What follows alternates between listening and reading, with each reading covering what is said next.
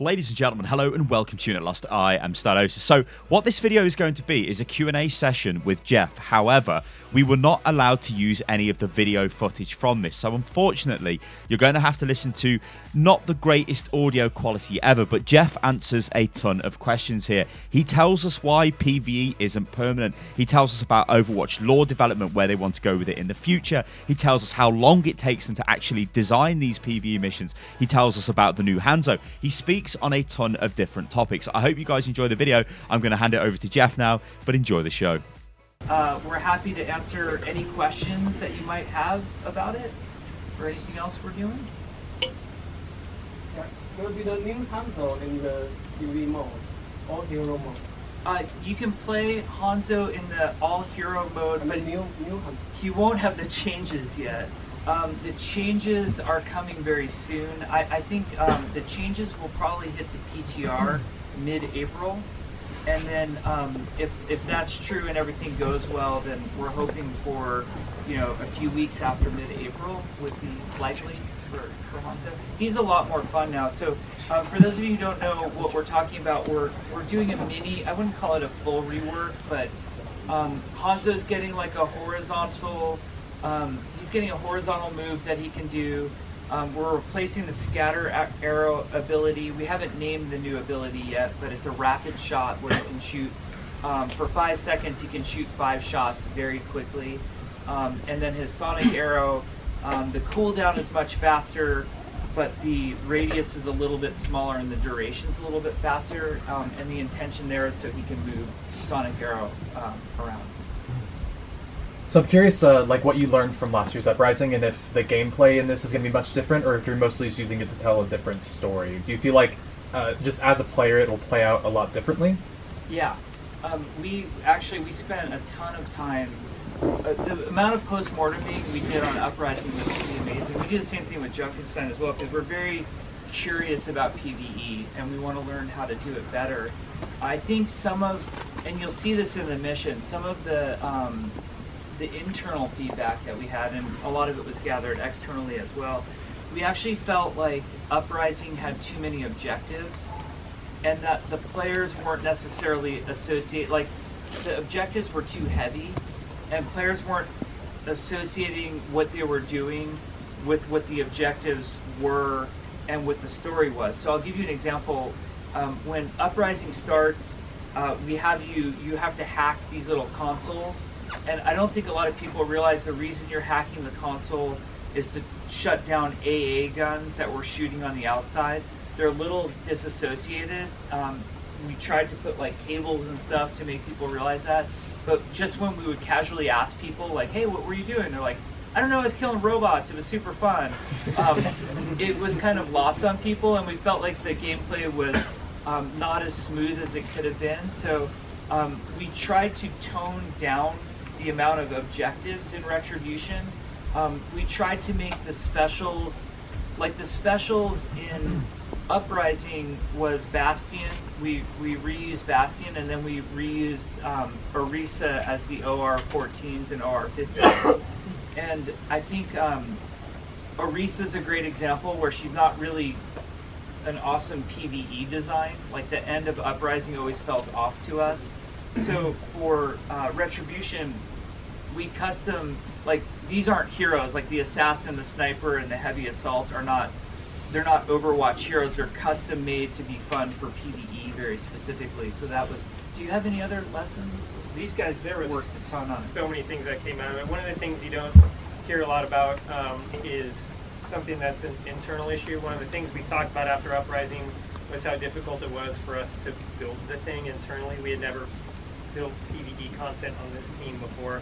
And so even last May, knowing that Retribution was going to be an event that we wanted to do the following year, we started working on the technology that would enable us to make something with less pain that we had in Uprising, but also that we could make it more performant and play a lot better too, to be able to kind of like accomplish all of the things that we wanted to get out of Uprising, but weren't able to. Oh, and the variants too. Yep.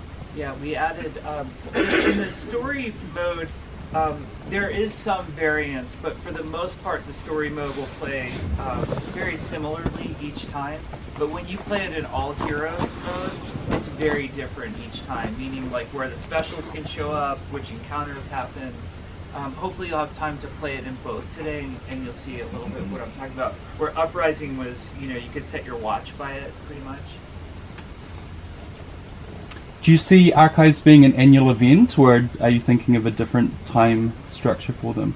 That's a great question. I mean, right now, because we've done 2 in a row and they've been on the year, it feels annual right now. I was sort of like, let's put something on our calendar to talk about it next year and see if we can do it. This took us a very long time to make. We, as Aaron was mentioning, we started in May of last year, so it's almost, if we were to do another one, it's almost time to start again. Back to your desk. Yeah. What's the time frame for availability here? And is this, excuse me, something that we're going to be able to play after the fact? Maybe a custom game mode? Is there a desire to give this to players who maybe are going to miss this event? It starts April 10th. The end date, April 30th. Right now, the plan is to not have it available afterwards. We are constantly revisiting those types of decisions, as you've seen with some stuff that we've done, like Capture the Flag is a good example. Our previous event was our Year of the Dog event, where we introduced the brand new map for it, and we said, hey, we feel like this should be evergreen, and we should leave it in the system. For right now, the plan is to have it available for the duration of the event only, which is a little bit more than 3 weeks. I think it's important to talk about why on those, because I don't think players always understand. They're like, oh, Uprising was fantastic, we wish we could have it all year. And maybe this is just developer insecurity, but let me give you the reason why we don't allow these events just to be available all the time. I honestly, there's a big difference between creating PvE highly replayable content that you're expecting somebody to get hundreds or thousands of hours of gameplay out of versus something that you think can sustain for a couple weeks. I think what would happen if we put Uprising and Retribution just permanently in the game is that players would find that, hey, I need more than this. I want a progression system on top of it, and there should be scoring, and how come there's no items, and by the way, when's the next mission? And I think they would want more content. At its core, Overwatch is really a PvP game, so it's fun for us to explore PvE. But as we've all worked on Diablo, StarCraft, Warcraft, and you've worked on he did a lot of he worked on a lot of more impressive games than that. But we've worked on a lot of PvE games. We kind of know what player instinct's going to be if you say this is a year-round evergreen experience, we want to make sure it holds up to that before putting it out there for that way. Just a quick question with the Uprising event itself. So last year it was 4-player co-op. This year, it's going to be a 4-player co-op. Is there any future plans or installments to come where they could incorporate a full traditional 6-man team as part of this PvE event, or perhaps even going further and doing a mini raid of sorts and getting 12 players to cooperate against a really elite enemy or something like that? That sounds awesome. Yeah. I don't know how to answer that. I'm like, that sounds cool. Maybe we should try it. Right now, one of the things we're up against is there's some technology limitations of just what the engine can do, how many units are rendering. It's not just the rendering engine, it's also, you're running AI on the server. Players shouldn't concern themselves with that. That's our concerns and our job to figure out. But obviously, as people who've worked on things like World of Warcraft encounters and raiding, that sounds really cool. That sounds like a lot of fun. I play. Yeah. So you have this plan to renew Archives and Uprising, which sounds awesome. Do you have other plans to renew the future events because after Anniversary, it's going to be the 3rd installment of Summer Games, and aren't you a bit concerned about kind of the fatigue of these events and how you can maybe renew them a bit more? in the future? Well, what we tried to do this year was a big experiment for us because we had never been in a position to have to repeat events before. What we wrestle with on the development team is a desire from our player base to have new content and features that's not events, that's just other stuff. And we have some pretty cool stuff still coming in the pipe. I think it's going to be a very exciting summer. So I'm pretty jazzed about some of the stuff that's happening. So we're wrestling with, doing that stuff, which is completely new, versus players really love when the events happen. They like having a chance to get the old stuff that they haven't gotten before. They like seeing what new stuff we're going to make for it. And then, as I mentioned before, we are growing quite a bit. So there are a lot of new players who have never seen the events before, and they'll see somebody, I'll see him in the Nihon Genji skin, and I'll ask, how can I get that? And I'll kind of be excited that it's coming. I think if you look at our slate of events, and we're not done yet because we have anniversaries still to come. If you look at the slate of events, you can see how we're in experimentation mode of knowing, how much is enough where we're really pushing and changing and doing a lot versus ones where it feels more like a refresh. And I think what we'll do is, and we're already kind of doing it, is evaluating, like how much more do we need to do for next year. And we've sort of started on some of that already.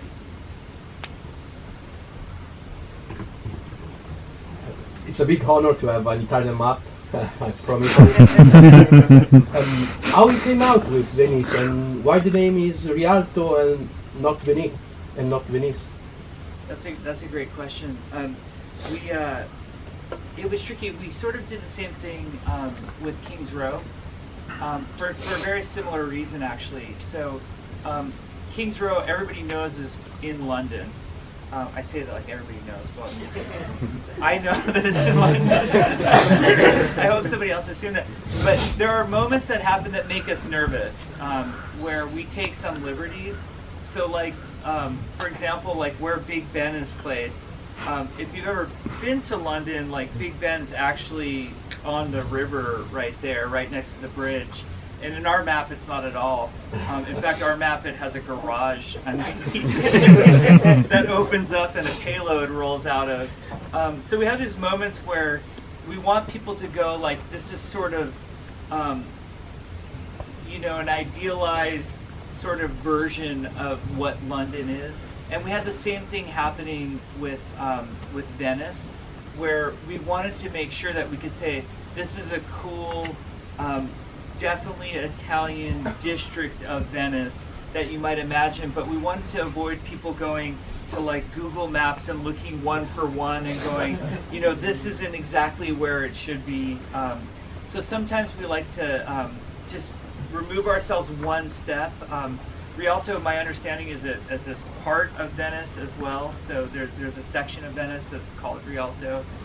So we're trying to, we want to pay homage on the one hand and also make sure that people... Do you find that there's a subsect of the player base that comes back in to re-engage with these PvE events that don't make it into the PvP queue? Is that okay? Like, what's your philosophy there? Well, the philosophy is, we look at like the larger menu for the year, and the philosophy is make sure that there's something for everyone all the time.